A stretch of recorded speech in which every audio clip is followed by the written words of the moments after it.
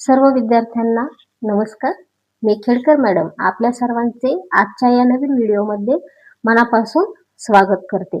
आजचा हा प्रश्न आपल्याला पहा, बंडल आहे आणि बंडल मधील नोटेचा क्रमांक दिलेला आहे आणि त्यापासून आपल्याला त्यामध्ये एकूण किती रुपये आहेत किंवा एकूण किती रक्कम आहे ती आपल्याला या ठिकाणी काढायची आहे.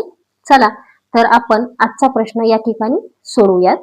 पहा, प्रश्न असा आहे, एका 10 रुपयांच्या बंडलमध्ये 4845 क्रमांकापासून 4994 क्रमांकापर्यंतच्या नोटा आहेत, तर त्या बंडलमध्ये एकूण किती रुपये आहेत असा आपल्याला या ठिकाणी प्रश्न विचारलेला आहे. चला तर हा प्रश्न आपण सोडवूयात. पहा, याचं एक सूत्र आहे ते मी या ठिकाणी लिहित आहे. सूत्र कंसामध्ये घ्यायचं आहे, शेवटचा क्रमांक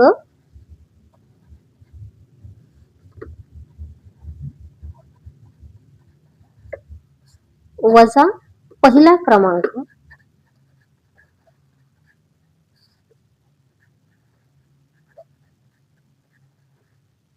कंस पूर्ण आणि अधिक 1. आता पहा, शेवटचा क्रमांक म्हणजे शेवटच्या नोटेचा जो आपल्याला क्रमांक दिलेला आहे तो आहे, तो आपण कंसामध्ये घेऊयात, तो आहे 4994 वजा पहिला क्रमांक म्हणजे या ठिकाणी पहिल्या नोटेचा पहा क्रमांक दिलेला आहे, तो आहे 4845.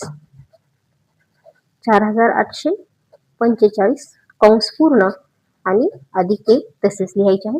आता या ठिकाणी आपल्याला यांची वजाबाकी करायची आहे. पहा, ही जर वजाबाकी आपण येथे केली तर ही वजाबाकी 149 येते, अधिकचं चिन्ह तसंच घ्यायचं आहे आणि 1. आता ही बेरीज आपल्याला या ठिकाणी करायची आहे. यांची बेरीज 149 अधिक 1 म्हणजेच 150. आता या ठिकाणी पहा, 10 रुपयांच्या बंडल मध्ये विचारलेलं आहे, म्हणजेच प्रत्येक नोट या ठिकाणी 10 रुपयाची आहे.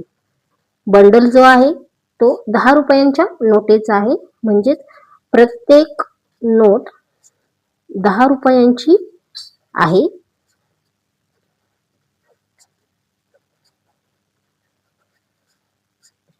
आता या ठिकाणी प्रत्येक नोट ही 10 रुपयांची आहे, त्यामुळे इथे ही जी बेरीज आलेली आहे ती आपण या ठिकाणी लिहिणार आहोत, म्हणजेच 150 गुणिले 10 हा गुणाकार आपल्याला या ठिकाणी करायचा आहे.